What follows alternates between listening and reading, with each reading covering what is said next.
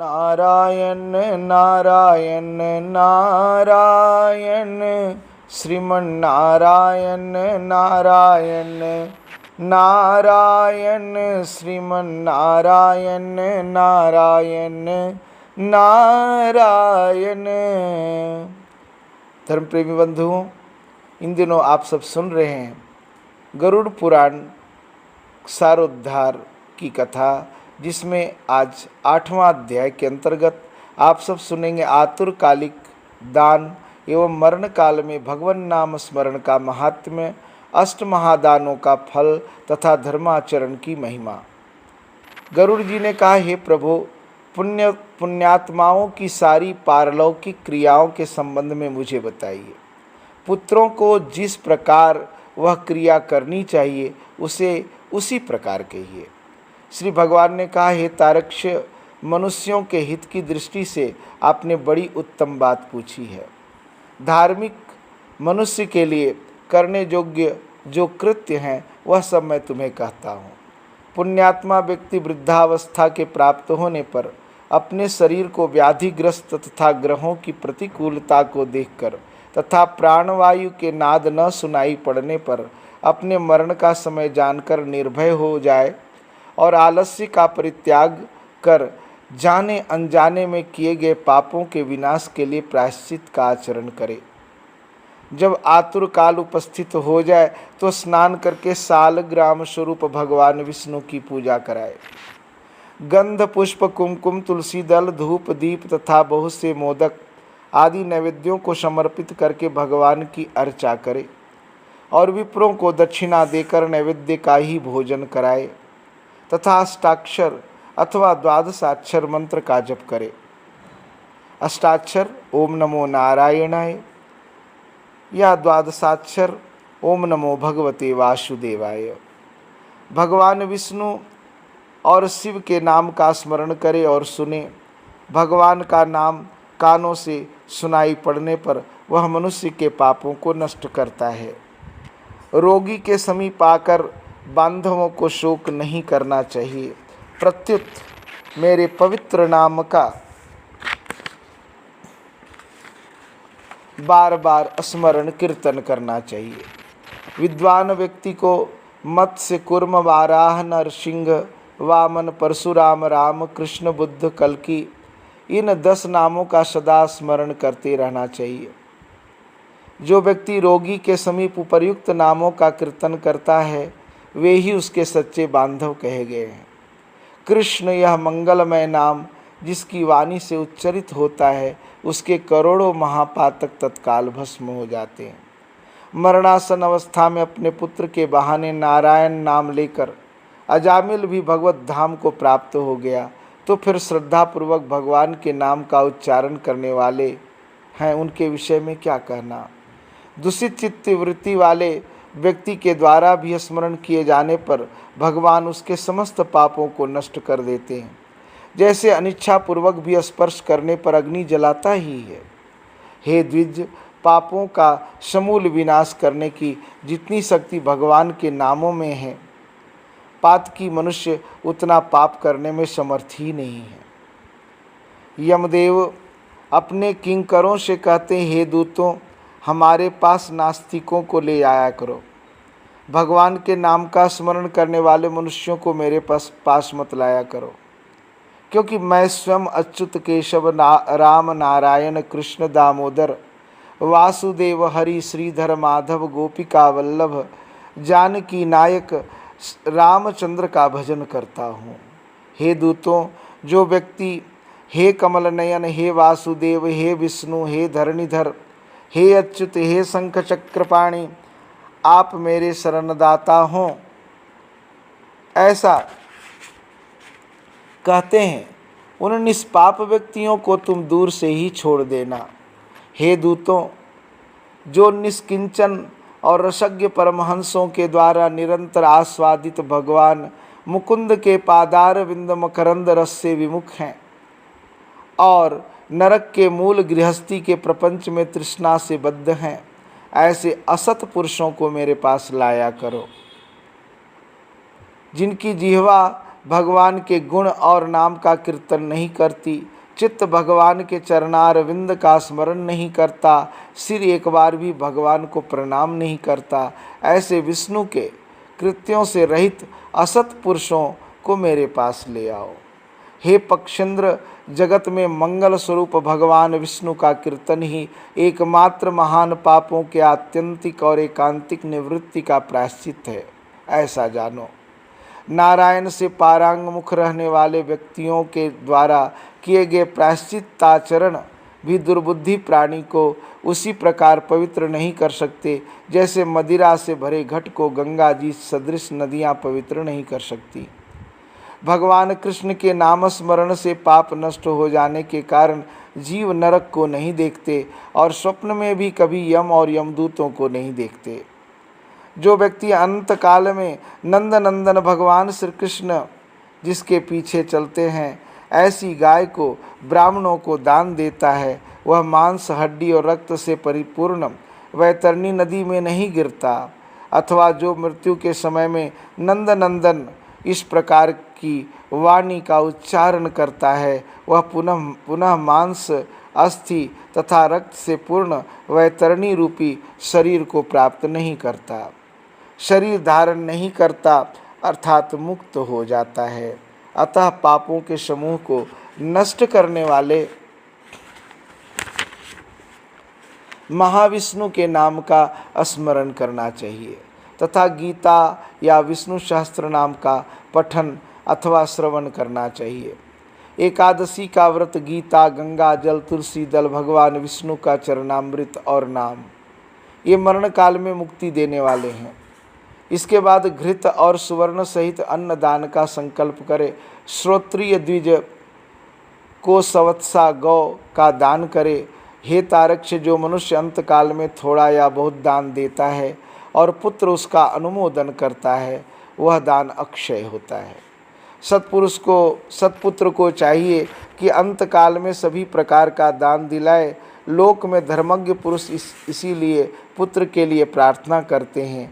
भूमि पर स्थित आधी आँखें मूंदे हुए पिता को देखकर पुत्र को उनके द्वारा पूर्व संचित धन के विषय में तृष्णा नहीं करनी चाहिए। सत्पुत्र के द्वारा दिए गए दान से जब तक उसका पिता जीवित हो तब तक और अतिवाहिक शरीर से भी परलोक के मार्ग में वह दुख नहीं प्राप्त करता। आतुर काल और ग्रहण काल, इन दोनों कालों में दिए गए दान का विशेष महत्व है। इसलिए तिल आदि अष्ट दान अवश्य देने चाहिए। तिल, लोहा, सोना, कपास, नमक और सप्तधान्य, भूमि और गौ, इनमें से एक एक का दान भी पवित्र करने वाला है। यह अष्ट महादान महापातकों का नाश करने वाला है, अतः अंतकाल में इसे देना चाहिए। इन दानों का जो उत्तम फल है उसे सुनो। तीनों प्रकार के पवित्र तिल मेरे पसीने से उत्पन्न हुए हैं। असुर, दानव और दैत्य तिल दान से तृप्त होते हैं। श्वेत, कृष्ण और कपिल वर्ण के तिल का दान वाणी, मन और शरीर के द्वारा किए गए त्रिविध पापों को नष्ट कर देता है। लोहे का दान भूमि में हाथ रख कर देना चाहिए। ऐसा करने से वह जीव यम सीमा को नहीं प्राप्त होता और यम मार्ग में नहीं जाता। पाप कर्म करने वाले व्यक्तियों का निग्रह करने के लिए यम के हाथ में कुल्हाड़ी, मूसल, दंड, तलवार और छुरी शस्त्र के रूप में रहते हैं। यमराज के आयुधों को संतुष्ट करने के लिए यह लोहे का दान कहा गया है। इसलिए यमलोक में सुख देने वाले लोह दान को करना चाहिए। ऊरण, श्यामसूत्र, संडामर्क, उदुम्बर, शेषम्बल नामक यम के महादूत लोह दान से सुख प्रदान करने वाले होते हैं। हे तारक्ष, परम गोपनीय और दानों में उत्तम दान को सुनो, जिसके दान से पृथ्वी यानी भूलोक, भूवरलोक यानी अंतरिक्ष और स्वर्गलोक के निवासी अर्थात मनुष्य, भूत, प्रेत तथा देवगण संतुष्ट होते हैं। ब्रह्मा आदि देवता, ऋषिगण तथा धर्मराज के सभासद स्वर्ण दान से संतुष्ट होकर वर प्रदान करते। इसलिए प्रेत के उद्धार के लिए स्वर्ण दान करना चाहिए। हे तात, स्वर्ण का दान देने से जीव यमलोक नहीं जाता, उसे स्वर्ग की प्राप्ति होती है। बहुत काल तक वह जीव सत्यलोक में निवास करता है। तदंतर इस लोक में रूपवान, धार्मिक, वाक्पटु, श्रीमान और अतुल पराक्रमी राजा होता है। कपास का दान देने से यमदूतों से भय नहीं होता। लवण का दान देने से यम से भय नहीं होता। लोहा, नमक, कपास, तिल और स्वर्ण के दान से यमपुर के निवासी चित्रगुप्त आदि संतुष्ट होते हैं। सप्त धान्य प्रदान करने से धर्मराज और यमपुर के तीनों द्वारों पर रहने वाले अन्य द्वारपाल भी प्रसन्न हो जाते हैं। धान, जौ, गेहूँ, मूंग, उड़द, काकुण या कांगुनी और सातवां चना, ये सप्त धान्य कहे गए हैं। जो व्यक्ति गोचर्म मात्र भूमि विधान पूर्वक सत्पात्र को देता है, वह ब्रह्म हत्या के पाप से मुक्त होकर पवित्र हो जाता है। ऐसा मुनीश्वरों ने देखा है। राज्य में किया हुआ अर्थात राज्य संचालन में राजा से होने वाले महापाप न व्रतों से, न तीर्थ सेवन से और न अन्य किसी दान से नष्ट होता है, अपितु वह तो केवल भूमि दान से ही विलीन होता है। जो व्यक्ति ब्राह्मण को धान्यपूर्ण पृथ्वी का दान करता है, वह देवताओं और असुरों से पूजित होकर इंद्रलोक में जाता है। हे गरुड़, अन्य दानों का फल अत्यल्प होता है, किंतु पृथ्वी दान का पुण्य दिन प्रतिदिन बढ़ता जाता है। भूमि का स्वामी होकर भी जो ब्राह्मण को भूमि नहीं देता, वह किसी ग्राम में एक कुटिया तक भी नहीं प्राप्त करता और जन्म जन्मांतर में अर्थात प्रत्येक जन्म में दरिद्र होता है। भूमि का स्वामी होने के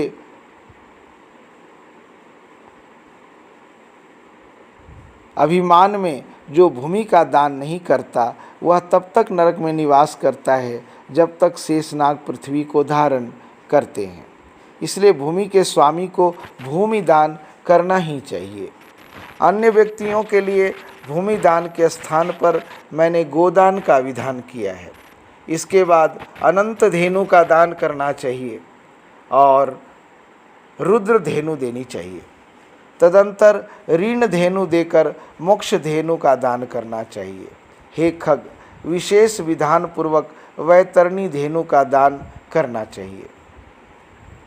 दान में दी गई गौएं मनुष्य को त्रिविध आदि भौतिक, आदि दैविक, आध्यात्मिक तापों तथा कायिक, वाचिक एवं मानसिक पापों से मुक्त करती है।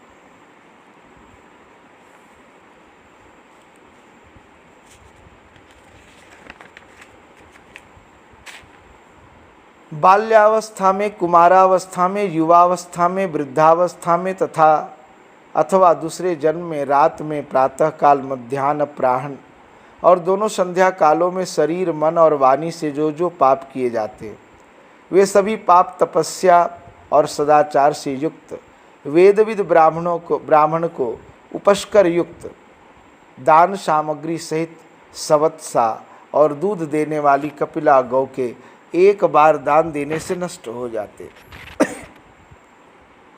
दान में दी गई वह गौ अंत काल में गोदान करने वाले व्यक्ति का संचित पापों से उद्धार कर देती है। स्वस्थ चित्तावस्था में दी गई एक गौ, आतुरावस्था में दी गई 100 गौ और मृत्यु काल में चित्त विवर्जित व्यक्ति के द्वारा दी गई 1000 गौ और मरणोत्तर काल में दी गई विधि पूर्वक 1,00,000 गौ के दान का फल बराबर ही होता है। यहाँ स्वस्थावस्था में गोदान करने का विशेष महत्व बतलाया गया है। तीर्थ में सतपात्र को दी गई एक गौ का दान 1,00,000 गोदान के तुल्य है। शतपात्र में दिया गया दान 1,00,000 गुना होता है। दाता को अनंत फल प्राप्त होता है। और पात्र को प्रतिग्रह का दोष नहीं लगता। स्वाध्याय और होम करने वाला तथा दूसरे के द्वारा पकाए गए अन्न को न खाने वाला अर्थात स्वयं पाकी ब्राह्मण रत्नपूर्ण पृथ्वी का दान लेकर भी प्रतिग्रह दोष से लिप्त नहीं होता। विष और शीत को नष्ट करने वाले मंत्र और आग भी क्या दोष के भागी होते हैं। अपात्र को दी गई वह गौ दाता को नरक ले जाती है और अपात्र पति ग्रहीता को 101 पीढ़ी के पुरुषों के सहित नरक में गिराती है। इसलिए अपने कल्याण की इच्छा करने वाले विद्वान व्यक्ति को अपात्र को दान नहीं देना चाहिए। एक गौ एक ही ब्राह्मण को देनी चाहिए। बहुत ब्राह्मणों को एक गौ कदापि नहीं देनी चाहिए। वह गौ यदि बेची गई अथवा बांटी गई तो 7 पीढ़ी तक के पुरुषों को जला देती है। हे खगेश्वर, मैंने तुमसे पहले वैतरणी नदी के विषय में कहा था। उसे पार करने के उपायभूत गोदान के विषय में तुमसे कहता हूँ। काले अथवा लाल रंग की गौ को सोने के सींग, चांदी के खुर और कांसे के पात्र की दोहनी के सहित 2 काले रंग के वस्त्रों से आच्छादित करे। उसके कंठ में घंटा बांधे, तब कपास के ऊपर वस्त्र सहित ताम्र पात्र को स्थापित करके वहाँ लोह दंड सहित सोने की यम मूर्ति भी स्थापित करे और कांसे के पात्र में घृत रखकर यह सब ताम पात्र के ऊपर रखे। ईख की नाव बनाकर और रेशमी सूत्र से उसे बांधकर भूमि पर गड्ढा खोदे और एवं उसमें जल भरकर वह ईख की नाव उसमें डाले। उसके समीप सूर्य की देह से उत्पन्न हुई धेनु को खड़ी करके शास्त्रीय विधि विधान के अनुसार उसके दान का संकल्प करे। ब्राह्मणों को अलंकार और वस्त्र दान दे तथा गंध पुष्प अक्षत आदि से विधान पूर्वक गौ की पूजा करे। गौ की पूंछ को पकड़ करके ईख की नाव पर पैर रखकर ब्राह्मण को आगे करके इस मंत्र को पढ़े। हे जगन्नाथ, हे शरणागत वत्सल, भवसागर में डूबे हुए शोक संताप की लहरों से दुख प्राप्त करते हुए जनों के आप ही रक्षक हैं। हे ब्राह्मण श्रेष्ठ विष्णु रूप भूमि देव, आप मेरा उद्धार कीजिए।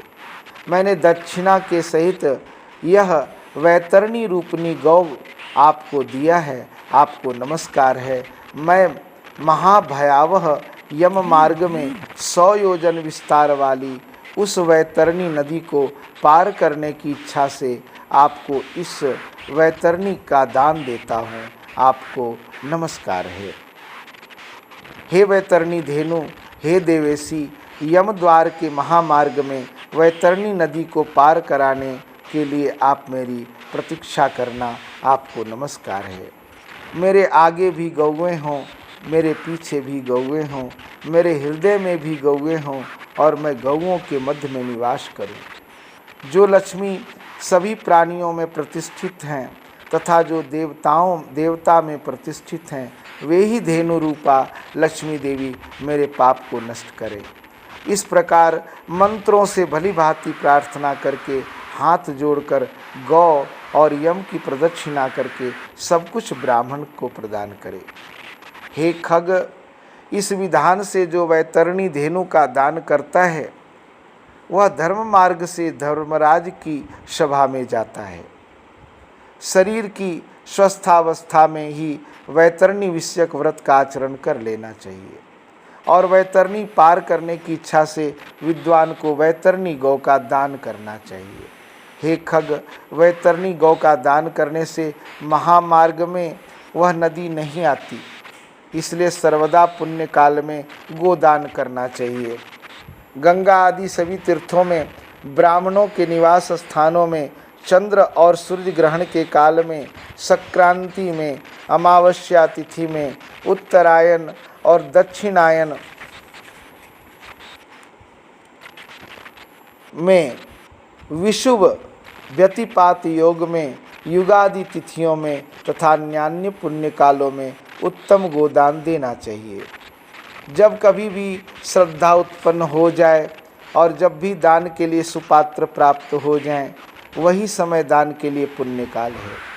क्योंकि संपत्ति अस्थिर है, शरीर नश्वर है, संपत्ति सदा रहने वाली है नहीं और मृत्यु प्रतिक्षण निकट आती जा रही है।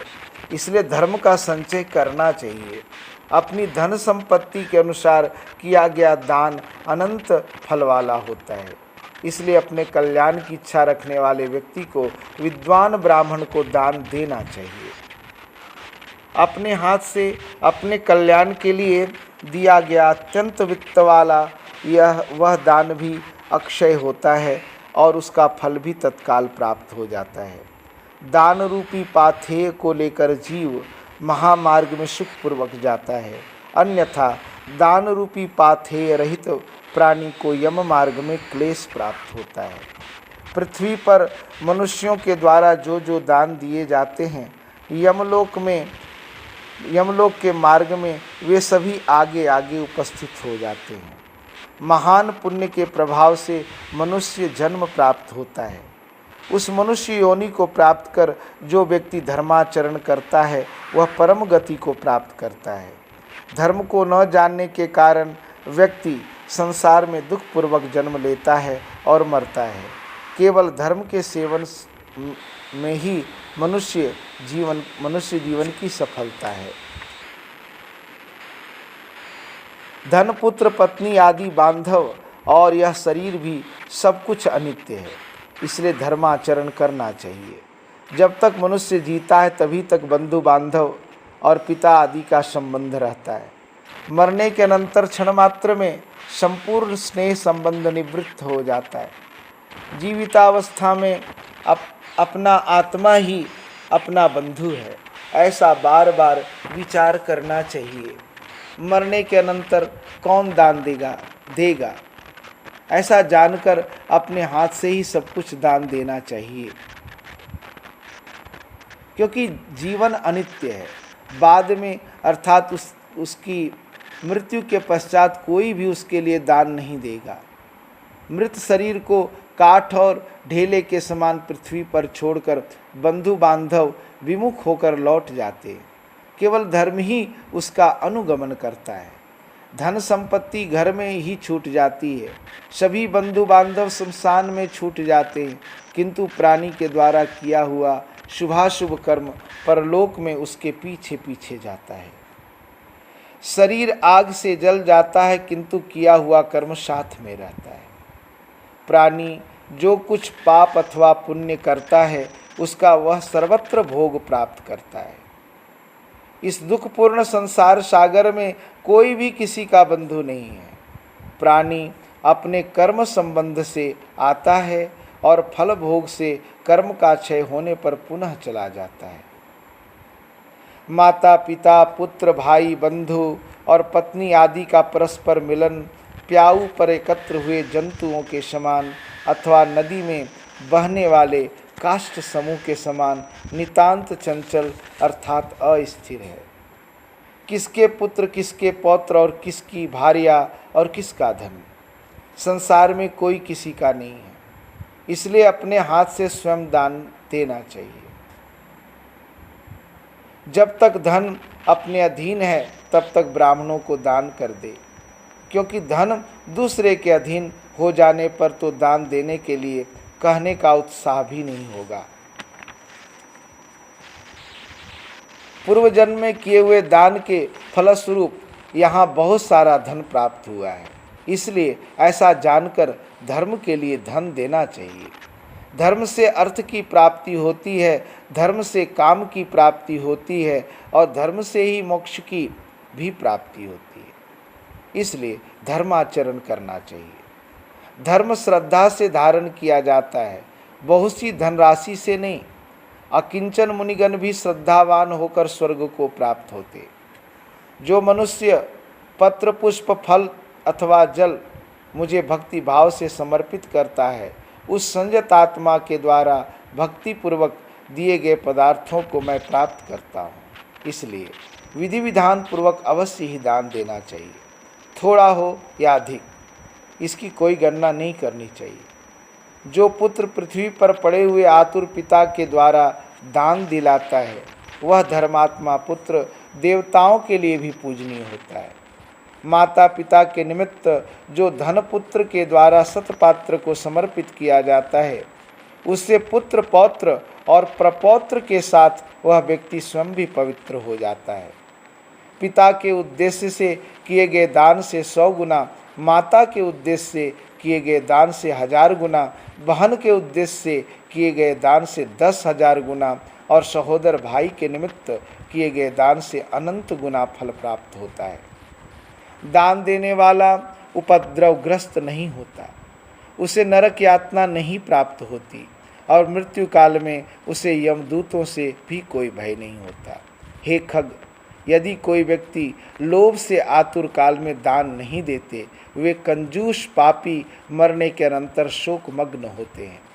आतुर काल में जो पुत्र पौत्र सहोदर भाई सगोत्री सुहृदजन दान नहीं देते, वे ब्रह्म हत्यारे हैं, इसमें संशय नहीं। श्रीमन्नारायण नारायण नारायण, श्रीमन्नारायण नारायण नारायण, श्रीमन्नारायण नारायण नारायण। इस प्रकार गरुड़ पुराण के अंतर्गत शारोद्धार आतुरदान निरूपण नामक 8वां अध्याय पूर्ण हुआ और कल आप सब सुनेंगे 9वां अध्याय, जिसमें आप सब सुनेंगे मरणासन व्यक्ति के निमित्त किए जाने वाले कृत्य। आज के लिए इतना ही, धन्यवाद।